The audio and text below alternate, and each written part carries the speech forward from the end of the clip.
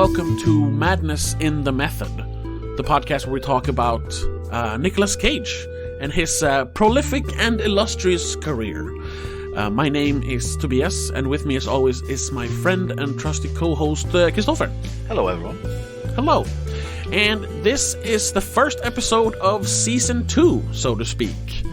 We sort of, when we started planning this podcast, we divided it up into season arcs, so to speak. So the first one was, what do we call it? The Road to the Oscars? Season 1 was Road to the Oscars. So it started with his first movie and then ended with the movie he won an Oscar for, Leaving Las Vegas. And now, Season 2, this is when we move into the action movies. Yeah. And we call that Mr. Superstar, because it's really his prime. I mean, not for quality of movies, maybe. No, but it was when he was on top in his career. Yeah, this was the time when everyone sort of heard of Nicolas Cage, and he became a name on posters, and people were like, "Oh, it's a Nicolas Cage movie." Before it was, it's a Nicolas Cage movie. or even before that, it was Nicolas Cage. I heard of him, but but yeah, so Season 2, we start off then with one of his more famous movies, The Rock, the 1996 Michael Bay action mess. To spoil what I think about the movie. But I mean, we don't really need to introduce it. Everyone knows it. A crazy general grabs a bunch of hostages, puts them on. Well, they're already on Alcatraz, but and he threatens to not only kill them, but kill everyone in San Francisco with poisonous gas missiles if he doesn't get a bunch of money. And it's up to FBI special biochemist Nicolas Cage and escape artist Sean Connery to save the day, and that's the movie. Yeah, pretty straightforward. Simple premise. Just you throw in some action set pieces, you wrap it up in about between 90 and 110 minutes, and then you're done. Yeah. $60 million budget, $200 profit, and that's it. That's it. Yep. But since this is a Michael Bay movie, it's I'm being a little hyperbolic here, but it's almost 2.5 hours long, and it takes an hour for them to get to the titular rock. Yep.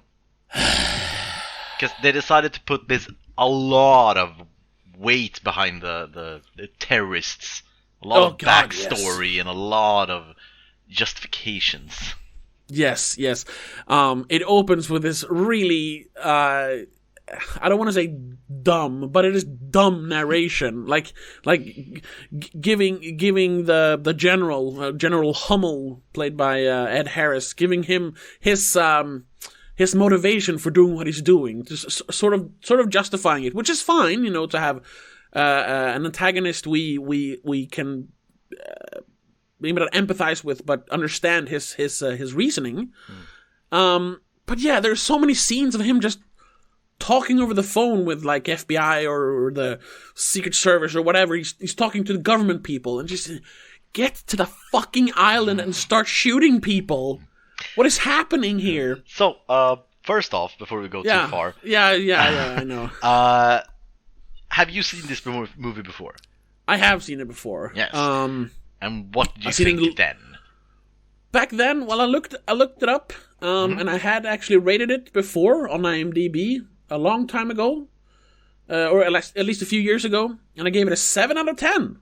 So I was like, oh, okay. And I remember I watched it not that long ago, maybe because we talked about doing the podcast, and I just started looking up what Nicolas Cage movies were available for like streaming for free.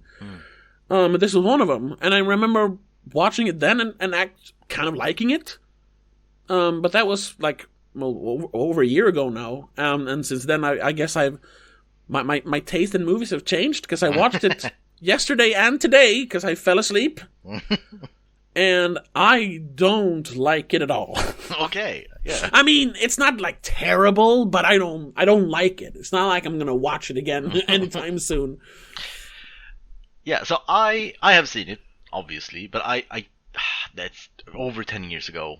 Yeah. Back in the day when you find Nicolas Cage. It wouldn't surprise me if this is like one of the first ones I saw of him. I don't know, but on a TV or something like that.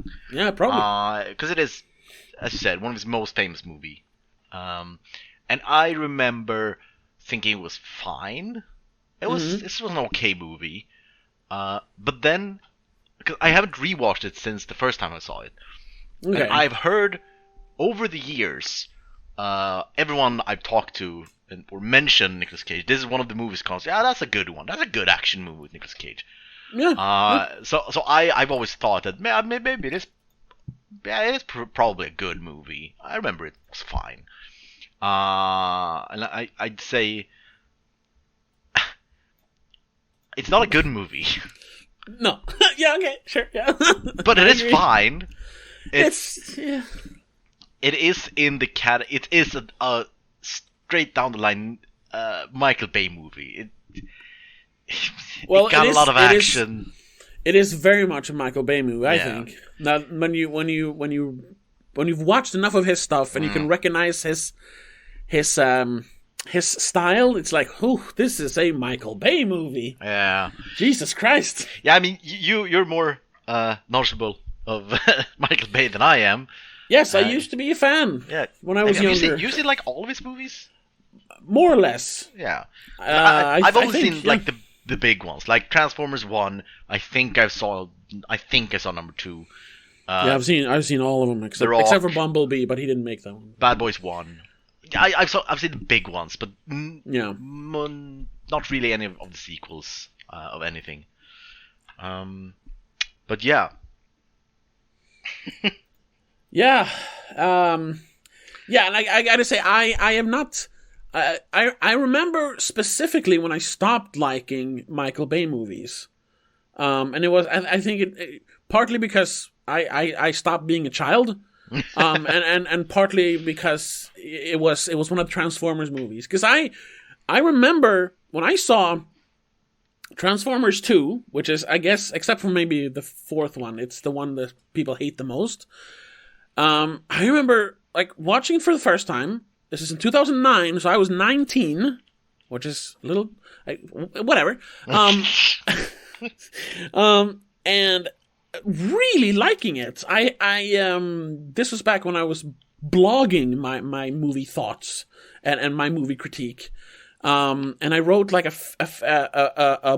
blog or whatever you want to call it on Facebook, and really praising it. And then a couple of years later, when the third one came out, I went and saw that, of course, because I really liked the second one. And it was just like, what is this? What is this trash? This isn't good. And then I've gone back and like watched the Transformers movies again. And it's like, and I don't know what I liked about them before. Even the first one, which is kind of like mild if you compare them to the other ones. And then going back and watching like the older Michael Bay movies, including this then, and it's just like I don't really know what it was I liked about his style, because it's just bloated. Is the best word for it. Yeah, there is so much. I remember those times. We had a lot of long discussions of it when I said, I mean, it's fun, but it's not good. But you couldn't have it. No, it's good. But yeah. But then you found the light. Yes, grew up. And I don't think he's done a single good movie. I mean, looking at what he's done, I do still like. I think Bad Boys is a fun movie.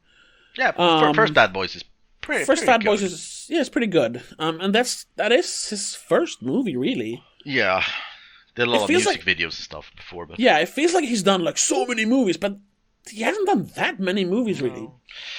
Just quickly, from just looking at his movies, we're not going to talk too much about Michael Bay because it's not a Michael Bay podcast. No. But still, Bad Boys is a pretty good movie. Yeah, I wouldn't say it's a good movie, but I like The Island.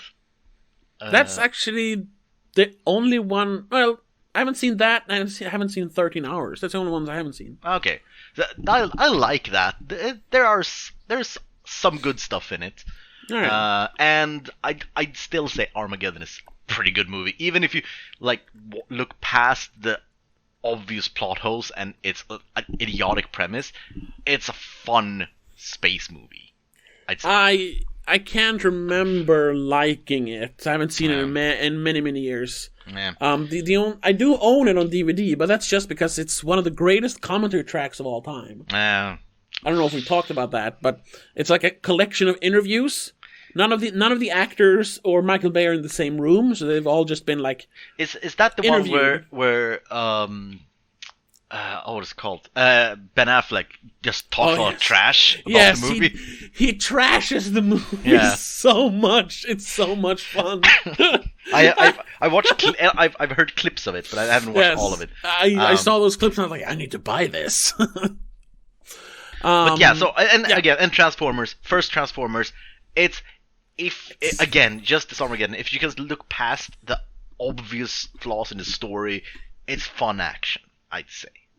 Sure. The first. I can agree to that. Yeah. And that's about it. That's it. Yeah. And I can say I will not put The Rock on this list of fun movies that Michael Bay made. No. Maybe if it was like 130, 140 length. Yeah. Yeah, maybe it could work. Another thing I was thinking of, because they put so much. So quickly, the terrorist guy, a general. He's this super general who has been in the military forever and ever and has done all the stuff. But he was sort of part of some kind of underground hit squad to do war crimes for America. Yeah, they were a black ops group. Yeah. Did illegal operations during wartime. So because of if someone dies under his command in this black ops group, they are just sort of covered up and they disappear, sort of. They don't even get a proper burial. Yeah. So he goes in with all of this, taking Alcatraz and take hostages to get money from an black ops illegal fund that exists, that is secret fund that Pentagon has, to just give money only to the people that has died. That's his whole thing, and it's a pretty good thing. It's a noble cause, yeah. But it could be great if he was the main character.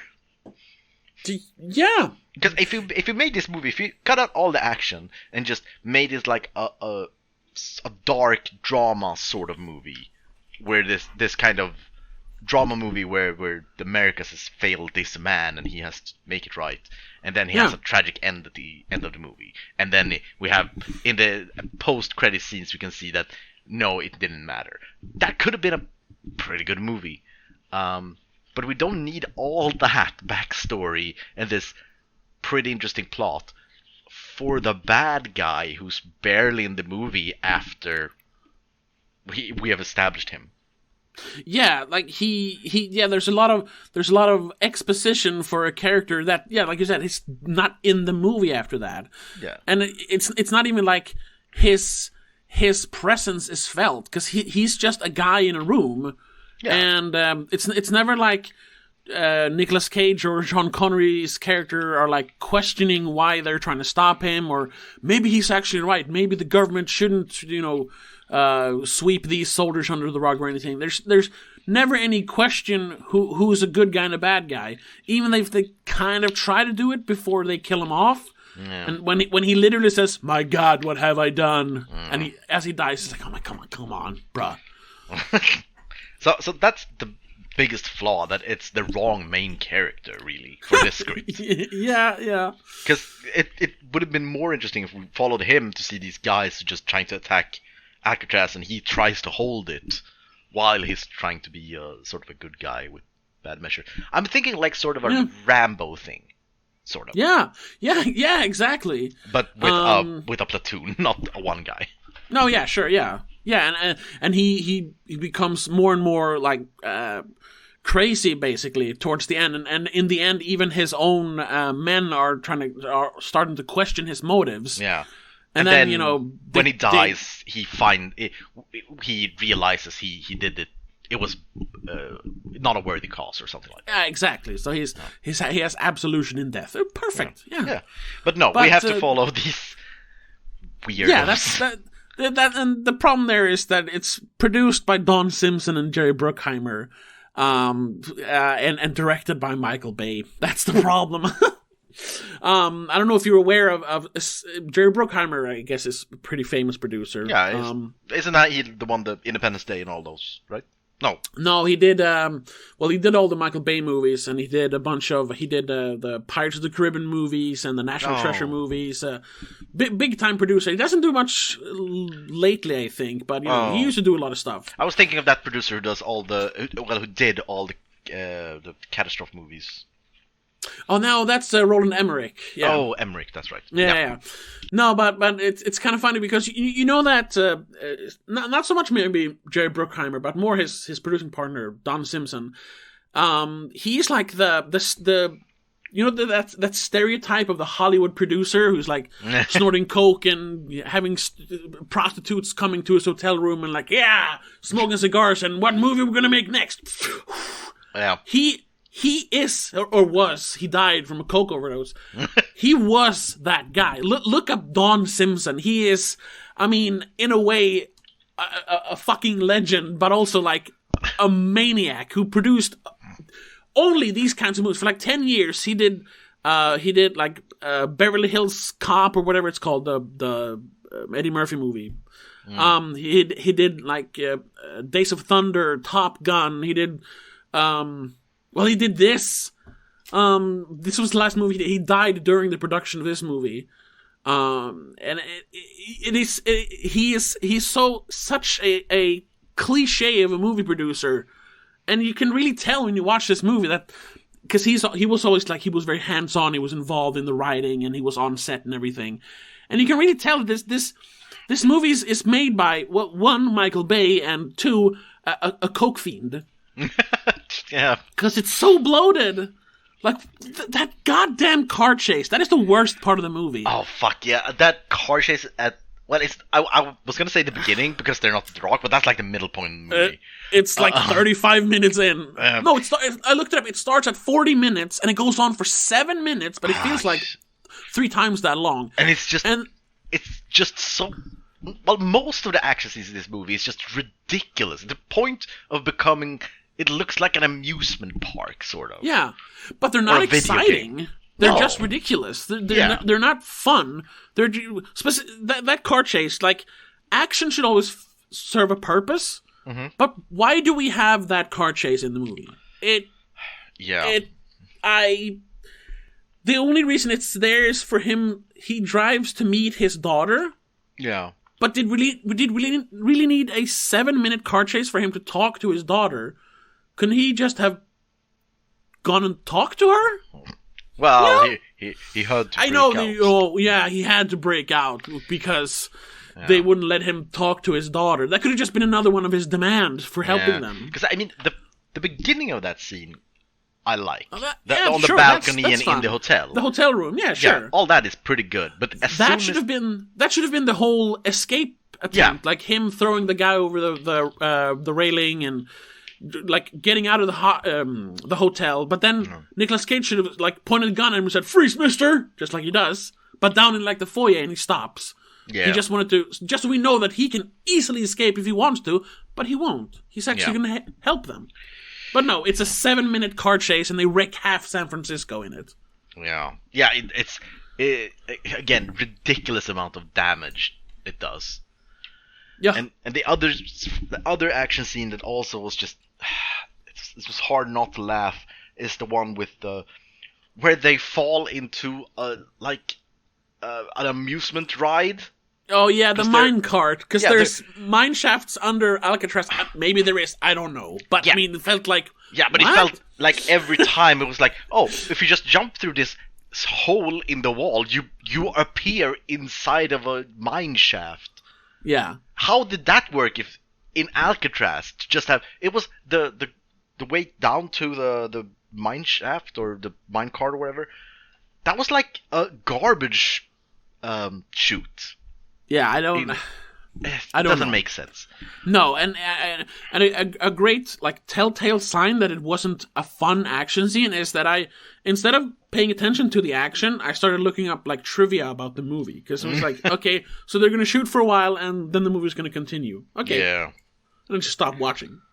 Yeah, I mean, that is the biggest problem, that you have this story and then you just sort of mash action scenes in it, and the action scenes aren't fun. No. If they would be if they were fun, yeah, sure. That helps. But I mean, I guess action movies have really like they've had, well, now it's been a while, but in the last like 10 years, they've really had like an upswing, and there's more quality action movies being made. And I think one of the reasons is, well, we have better like choreography and when it comes to like hand-to-hand combat or just gun fu stuff, but also just the writing in action movies nowadays, like most of the quality action movies being made nowadays, the action has a purpose. Like when John Wick starts shooting up that club in the middle of John Wick 1, he's not just going there to shoot gangsters. Like, he's trying to find someone, and they're trying to stop him from finding that person. Like, sure, it's long, but there's a reason he's there. He's not just walking into the place and start shooting people. And that's an interesting point. I wonder if this movie falls flat because we are accustomed to better action. That when this came out, was this good action? I mean, it got okay reviews. Yeah. And I wrote, because I started using Letterboxd a lot, so I wrote a review for it, and I mentioned that I used to like it, but since I first saw it, I've grown accustomed to a higher standard of action movies, so it hasn't aged well. That's the problem. Yeah, maybe that is just the issue with the movie, that it hasn't aged well. That is, it's not that it's a bad movie; it just hasn't aged well. I still think it's kind of bloated with the story, but yes. And I mean, like I said, it didn't get great reviews back in the day. It got a 58 Metascore, so I mean, it got everything from an 8 out of 10 from Roger Ebert. Jesus Christ, a first-rate slam bang action thriller with a lot of style and no little humor. Oh, that's another thing. Can we talk about that? We shouldn't talk too much about reviews right now. We will do that later. So. That's another problem with this. There is a bunch of like jokes inserted, or attempts at jokes, that just does not work with the pretty heavy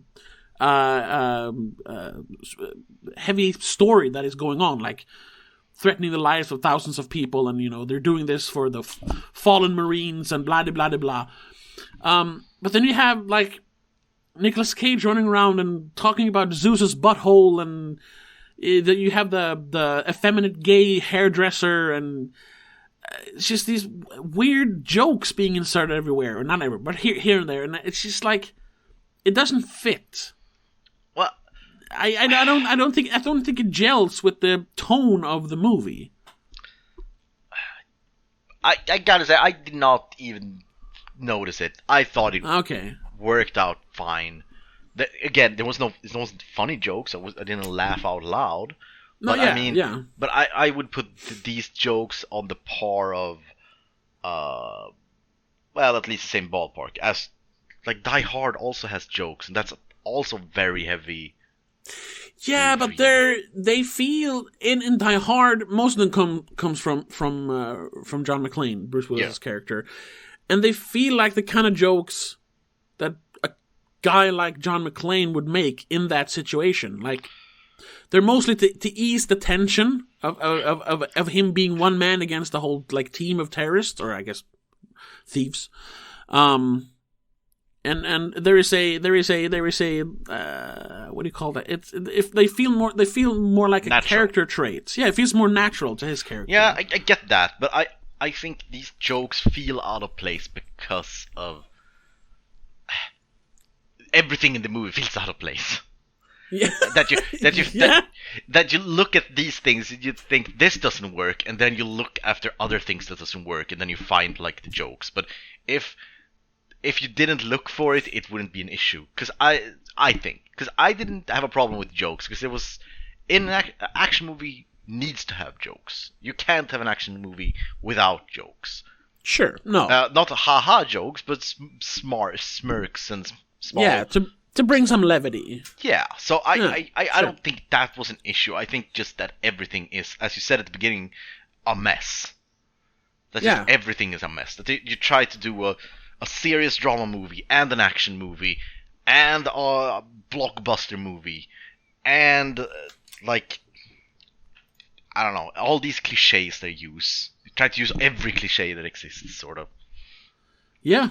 With this, we need to get this guy out of prison. He's like a ghost. He's the greatest, but he's too dangerous. We've locked him up for 30 years. Like, and Nicolas Cage character, he's just a guy who sits behind a desk, but now he goes into the field for the first time.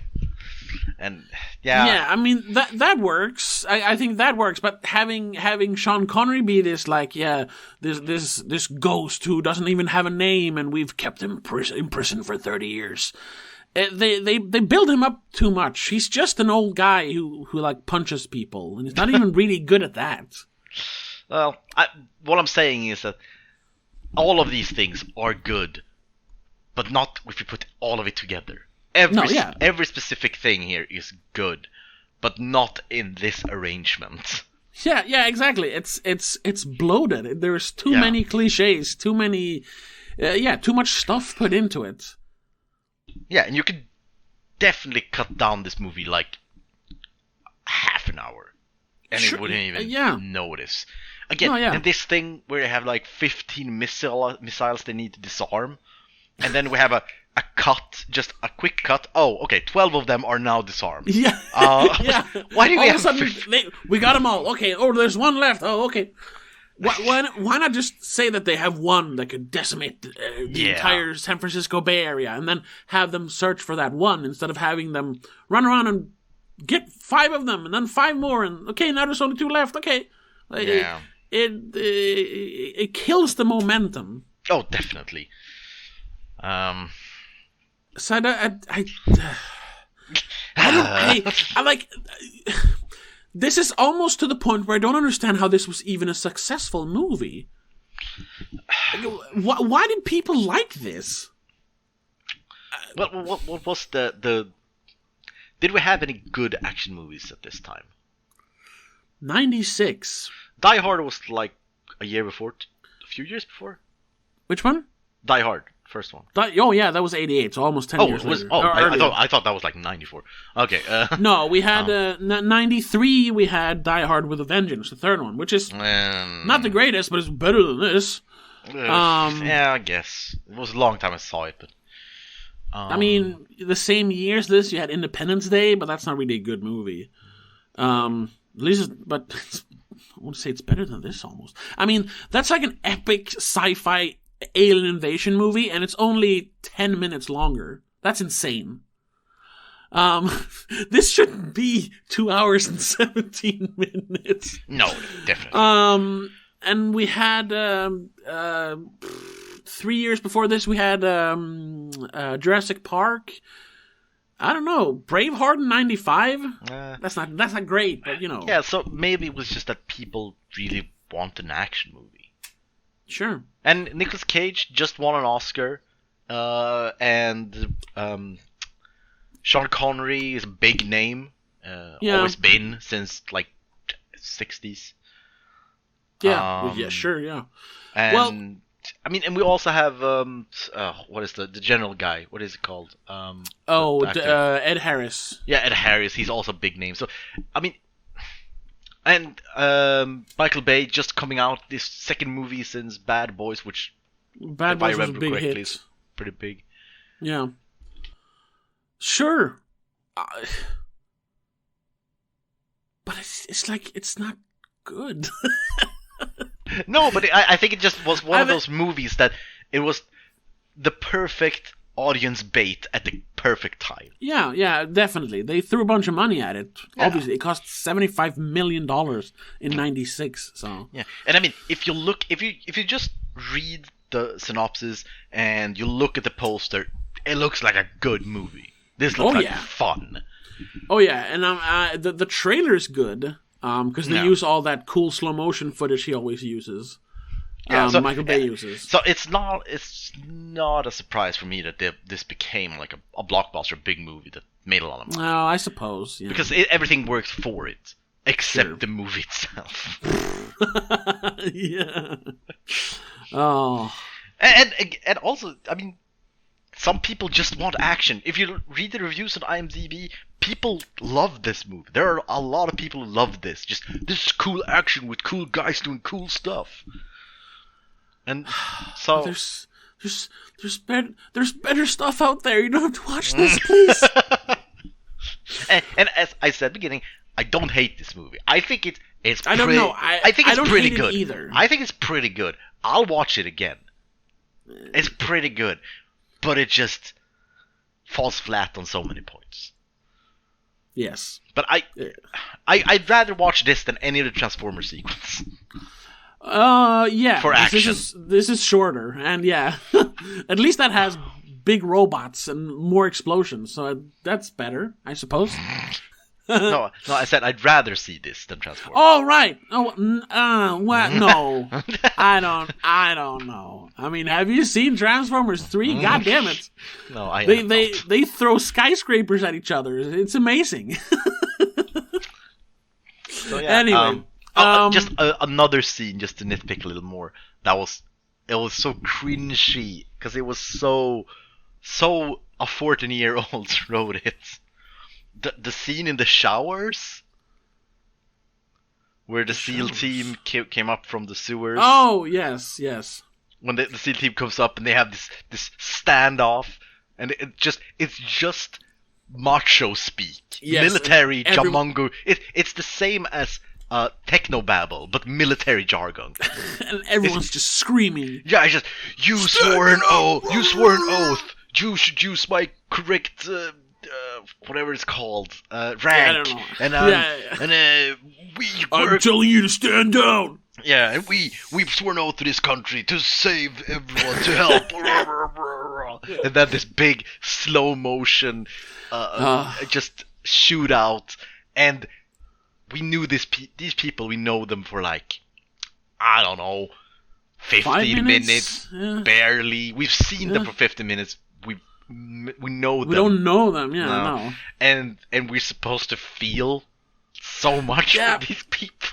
That's the other problem. Like talking about like style over substance. Like Michael Bay, there's a lot of like slow motion, like close-ups and inserts in the action, but it's not used to like emphasize the action. It feels like it's there to emphasize the emotion. But there is no emotional investment in these characters in the action scenes. So why they show them dying in slow motion and you have the like, ho ho ho music? It's like, why? Show the bullets flying in slow motion instead or something.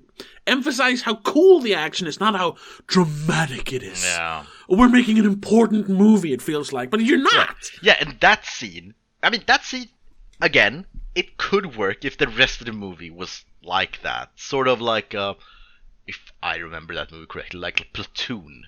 It's a lot of that. It's a lot of that. But that one is all about getting to know the characters before they die. But if you don't show anything between, you just take a person who hasn't watched The Rock, and you show the car chase scene and the shower scene, I don't think they could guess it's the same movie. No, that's two completely different movies. Yeah. So yeah, but if you can watch every scene in a vacuum, and don't let the scene before that taint the scene after that, it works sort of sometimes. Yeah, sure. There's a couple of scenes that are good. Yeah. And the shot of Nicolas Cage with the two green flares, like, that's cool. That's the big trailer shot, of course. Oh yeah. There's a bunch of scenes in this movie that are purely there for the trailer. That's obvious. When Sean Connery he like rolls through the fire thing and opens the door, and there's like this great dolly shot in on his face, and like, gentlemen, welcome to The Rock. Yeah. That's just there for the trailer, because they're already on The Rock.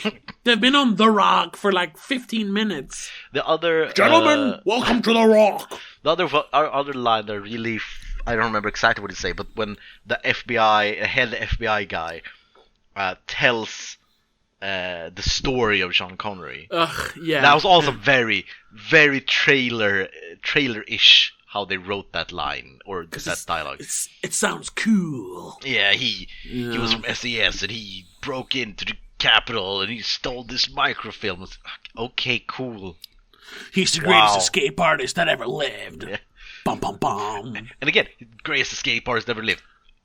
Based on what? That he broke out of Alcatraz once?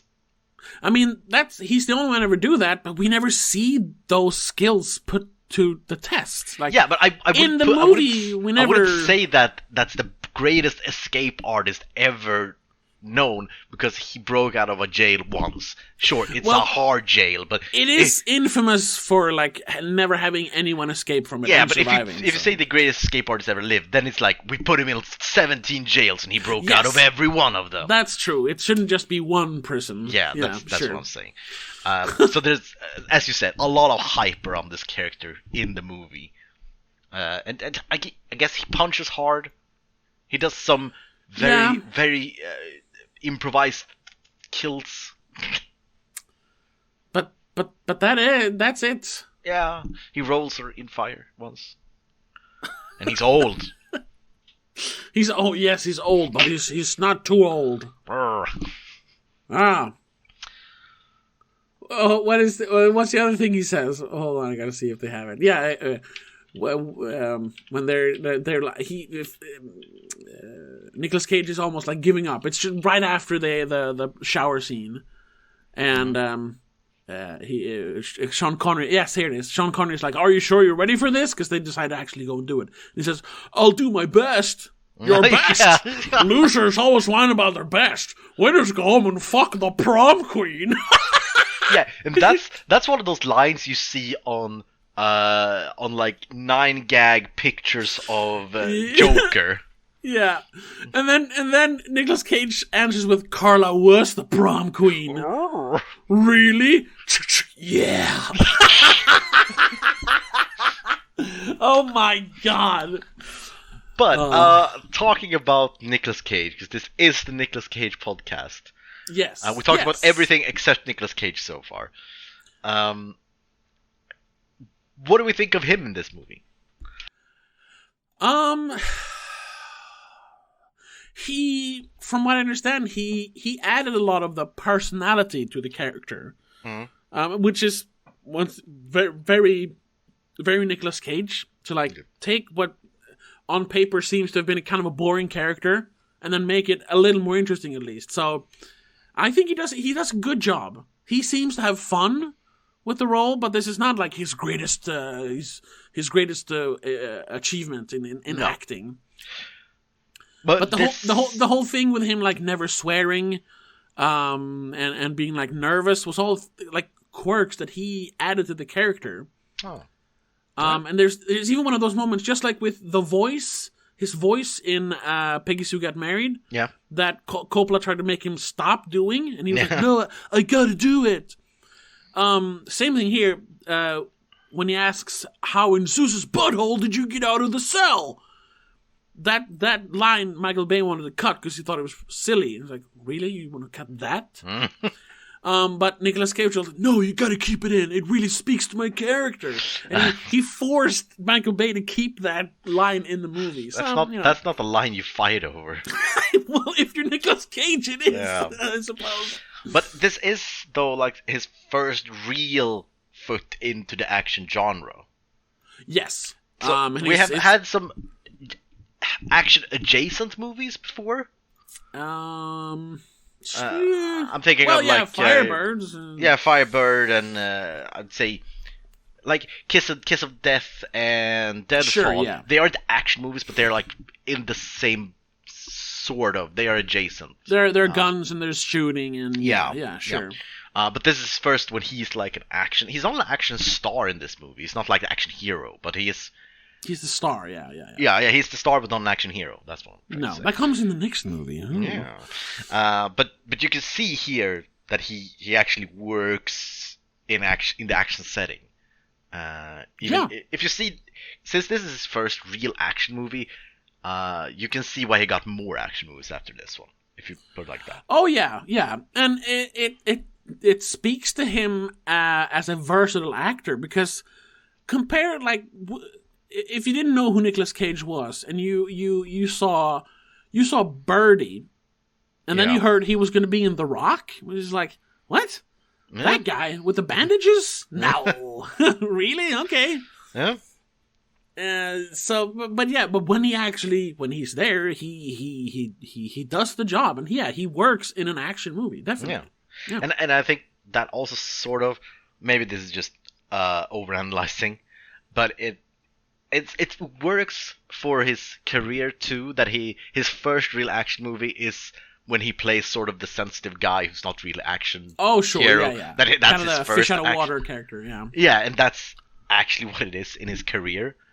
Yeah. So I like that thing with the movie. If you look at it at the more of a macro perspective. It's kind of funny though that he follows it up with, I'm not a huge fan of Con Air.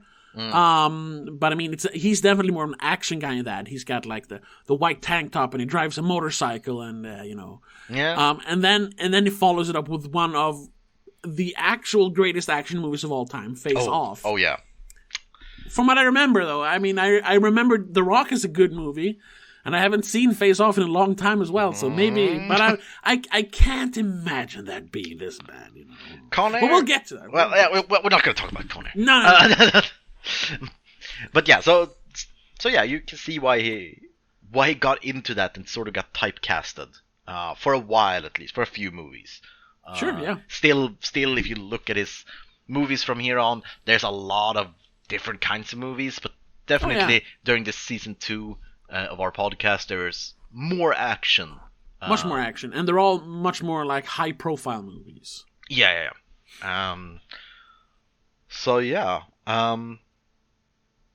We had some reviews, or you were talking about. Did you have? Yes. Did you look up some, or? Well, it's some of the professional critic reviews. Yeah.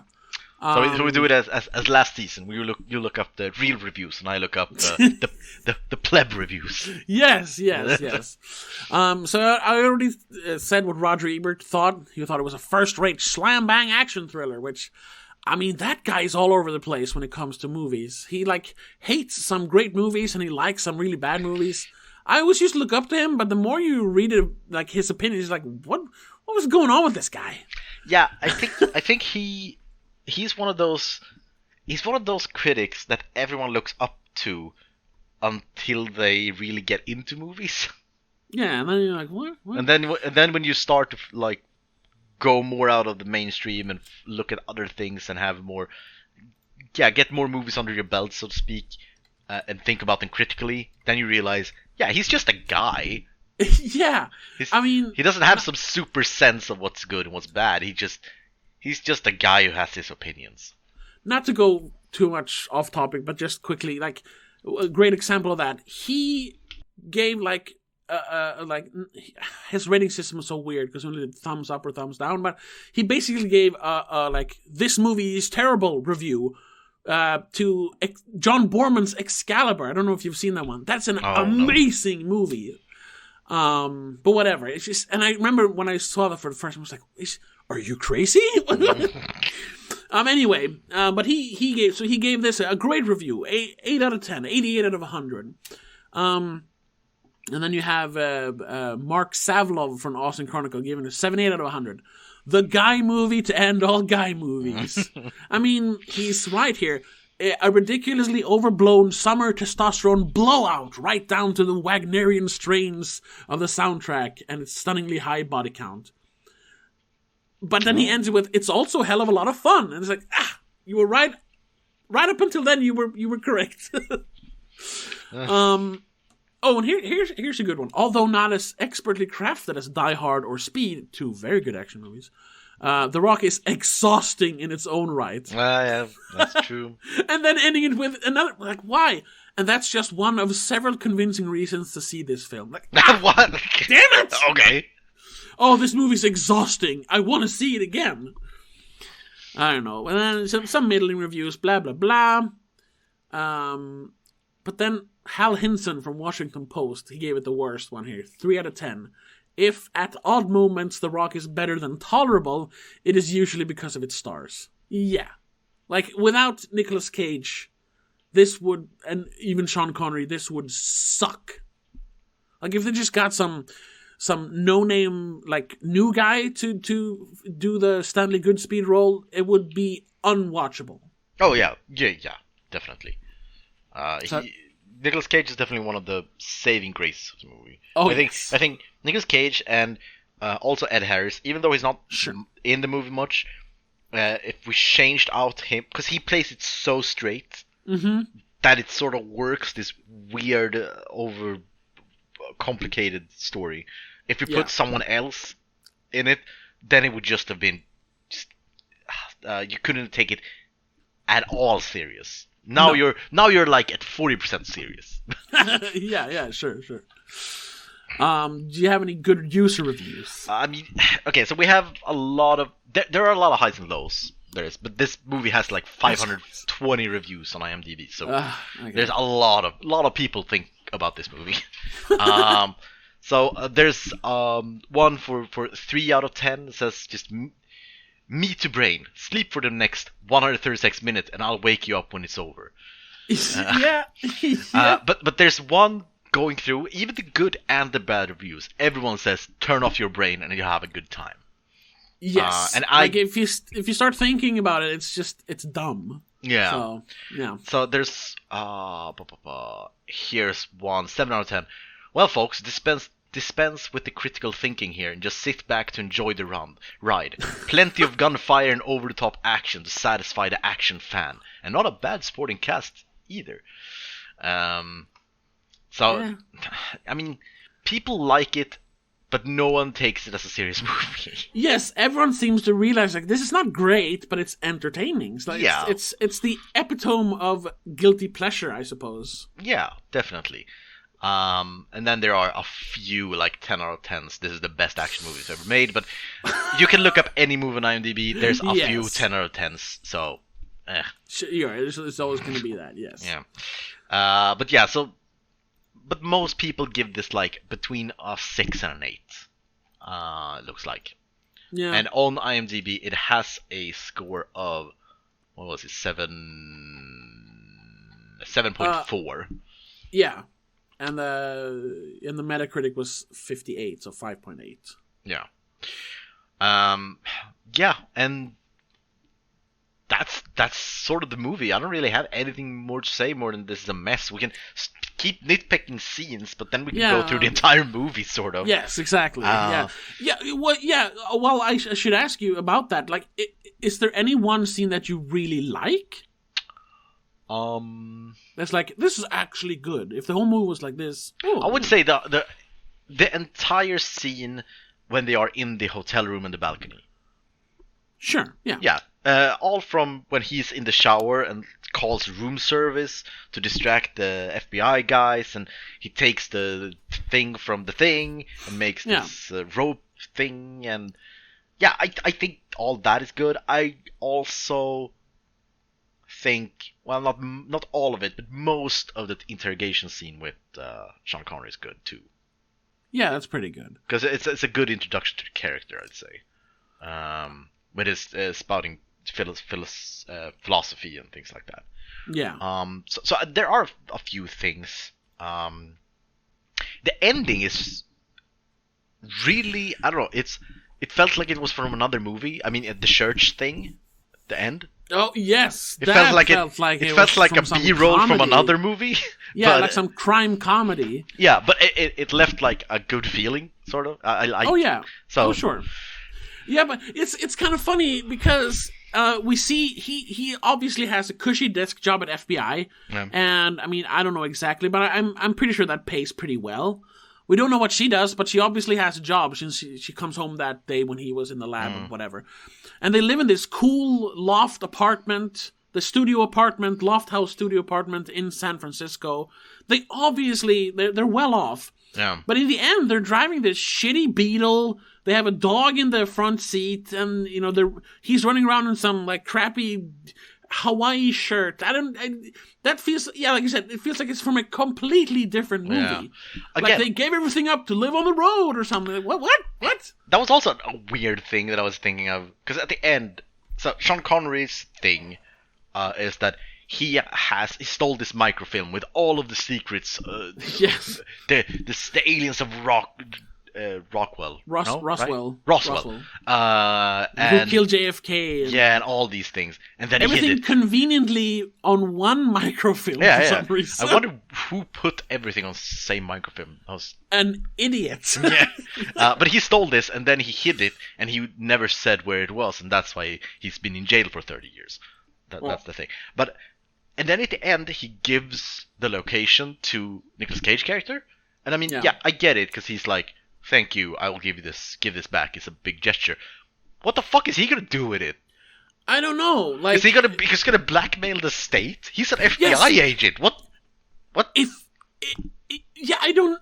It's once again, it's so dumb, because if that was like a B plot that he was helping them because I want to be free, but it was also helping them so he could get his hands on a microfilm and expose the government. Yeah.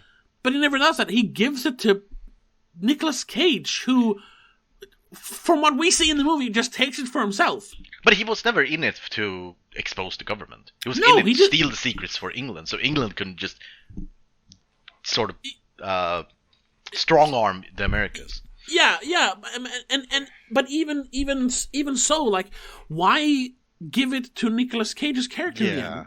What is he gonna do with it? It was probably, this is probably what happened. That producer guy, he probably came in somewhere at the end and was like, we need to resolve this plot line. And everyone says, that was a plot line? Yes, of course, the aliens and JFK, we need to talk more about it. We need to resolve where the microfilm is, because otherwise the audience is going to go from the movie unsatisfied, because everyone want to know what happened with the microfilm. Nobody cared about the microfilm. Okay, Don. Okay, just calm down. Right. Make the movie. So that was kind of a weird resolution, but again, it made a happy feeling, and it is a pretty good ending line. Yes, yeah, definitely. Honey, you want to know who really killed JFK? They drive off. Like, what? Okay. And I was like, yes. Tell me, but then no, of course not. I knew they wouldn't, but it's like, okay, and the movie's over. Okay. So there are some things that I liked. Was there any scenes or anything that you liked in the movie? I agree with you about the hotel scene. That's pretty good, because it's the only like clever, sort of clever scene in the movie. Yeah. Other than that, I like the fight scene between Nicolas Cage and Gregory Sporleter, the guy he takes the glass ball with VX gas and puts in his mouth and breaks the, because they use the MacGuffin, and he uses his knowledge of biochemistry, and it's gross when his face starts melting. So at least there was something there. Yeah. But I mean, it's really just a fist fight, like a 90s fist fight. It's not great, but at least there was something there. That's the only other thing that I like. Oh, wow, cool. All right. But yeah, there's not really anything else to keep my interest in this. Like I said, I fell asleep halfway through the movie. So you're not going to buy this one? No. I am not. Yeah, so that was The Rock, I guess. That's The Rock. Well, should we give our score now? Yeah. Yeah. What are you gonna give it? From 1 to 10, I'll give this a 4. 4? That's low. Oof. It is low, but I've become. That's also something happened since the last season. I've become more restrictive with my scores. Yeah, I mean, this is the season you should be restrictive scores. So yes, exactly. Because I can't like give this a 7, which I did on IMDb all those years ago. Because then it would be in the same category as like Peggy Sue Got Married or Racing with the Moon, and it's not even close. I'm gonna give this. I was gonna give it a weak 6, but as it usually is, when we talk about it, I realize more problems than I did when I saw it. So I'm going to give it a weak 5 instead. Yeah. So it is a 5, but it is a weak 5. Yes. Yeah.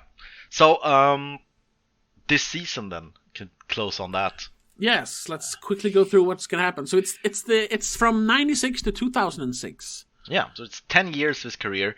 And this season is the same as last. He does a lot of movies. So he does, what is it, like, not 20, but almost 20. It's 17. Yeah, 17 movies in 10 years. That's a lot of movies. Yeah, he does 2 in 97, which are what we're going to talk about next. Well, we'll first talk about Con Air and then Face Off. Yeah. And then City of Angels and Snake Eyes in 98, Super 8, and Bringing Out the Dead in 99. Makes pretty much 2 movies a year, more or less. Yeah, more or less. So there's going to be a lot, and at the end, we really feel how his career is sort of taking a wrong turn somewhere at the end of the season. Yeah, to give a little context, like we said, this is at the peak of his career. So you have we have movies like Face Off or Gone in 60 Seconds, National Treasure, yeah, and but he throws in some artsy stuff like adaptation into there as well. Yeah, and Lord of War is also really good. Yeah, that's one I've never seen, and I know a lot of people love that movie. You haven't seen Lord of War? No, I never did. Yeah, I know. I'm looking forward I to own that movie. I've seen it a lot. Yeah, I know you have. Yeah, the cool slipcase. I remember that. But yeah, so then at the end he does the Wicker Man, the infamous Wicker Man. Yeah, it's after Lord of War where it starts going down because I've seen the Weatherman and it's not bad, but it's not great. And then the Wicker Man is like the first sign of the bad times. Yeah. And there's a slight uptick with World Trade Center, but then the next season 3, which we call to direct to DVD, which is his real bad part of his career.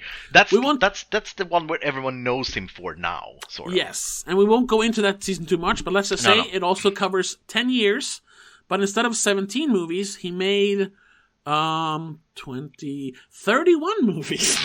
Yeah. So that's the season I think we're both less excited for. Yes, because it's almost doubly as long as the other seasons, and mostly bad. Yes, but for now, I'm looking forward to season 2. There's a lot of good action, a lot of good movies. So I don't think there's any movie in this season that I'm not looking forward to seeing. The Wicker Man, I suppose. But that's funny. It's a super fun movie. Yeah, I suppose. I like that movie. Yeah, sure. Well, I guess World Trade Center because it feels really fucking boring. I haven't seen it. I haven't seen it either, but it looks boring. Yeah. So that's it, and so we did a break, but I don't think the audience have felt that or. How is that working out? Yeah, the way we're recording, it's been a month since the last episode aired, so to speak. Okay. In the beginning of January, and this will be coming out in the beginning of February. But if you are a Patreon subscriber, you can subscribe over at patreon.com/don'tmakeascene. There will be links everywhere you're watching or listening to this. You can actually get these episodes in advance. So there, it's going to be a little more of a gap because we recorded for the last time like in the middle of November, and it's now towards the end of January. So, all of these episodes, at least like a few weeks in advance, they're going to be up on Patreon for early access. So for only $3 a month, you get early access to every episode. You'll also get access to exclusive episodes for my other podcasts and some other perks. You can look it up. So please support the show over there. If not, we still enjoy your support in just following and liking on whatever platform you're listening to this, subscribing if you're watching this on YouTube, and just tell your friends about the show if you like it, of course. I mean, if you don't like it, tell them anyway, so maybe they'll hate listen or hate watch. I don't know. It's still traffic. So, but other than that, I just want to say thank you so much for listening, and we'll see you next week when we're going to talk about Con Air. Until then, have a good one. Bye. Bye, everyone. Madness in the Method is part of the Please Don't Make a Scene podcast network. It is produced and directed by Tobias Vedén after a concept by Christopher Billén. It is hosted by Tobias Vedén and Christopher Billén. Executive producer is Annika Vedén. If you want to be a supporter of the show, please check us out on patreon.com/don'tmakeascene, where you can get early access to episodes, exclusive episodes of other podcasts, commentary tracks, and much, much more. And we want to give a huge shout out to our Patreon supporters, Laura Kinney, Rasmus Jonsson, Mom, and Dad.